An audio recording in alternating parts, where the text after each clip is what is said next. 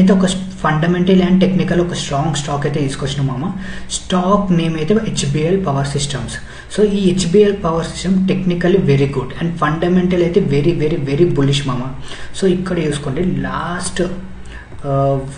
Last ఇయర్లో 250% return అయితే ఇచ్చింది స్టాక్. 250% రిటర్న్ ఇచ్చినాక ఇక్కడ 5-6 మంత్స్ కన్సాలిడేట్ అయింది. అంటే ఇక్కడనే తిరిగింది 5-6 మంత్స్. ఆఫ్టర్ దట్ ఇక్కడ చూడ హ్యూజ్ వాల్యూమ్తో ఇక్కడ బ్రేక్అవుట్ ఇచ్చింది.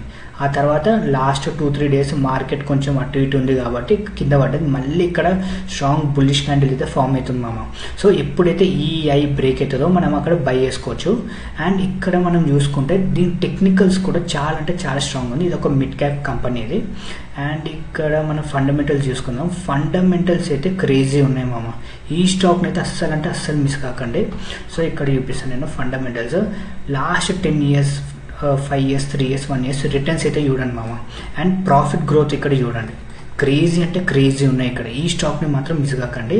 అండ్ ఇది నా అడ్వైజ్ కాదు మామ, మీరు అనలైజ్ చేసుకొని ఇన్వెస్ట్ చేసుకోండి. అండ్ ఈ స్టాక్ అయితే మిస్ అయితే మళ్ళీ ఫ్యూచర్లో దొరకదు మామ. ఇక్కడ చూసుకోండి, Indian railways AIIMS to implement cover system.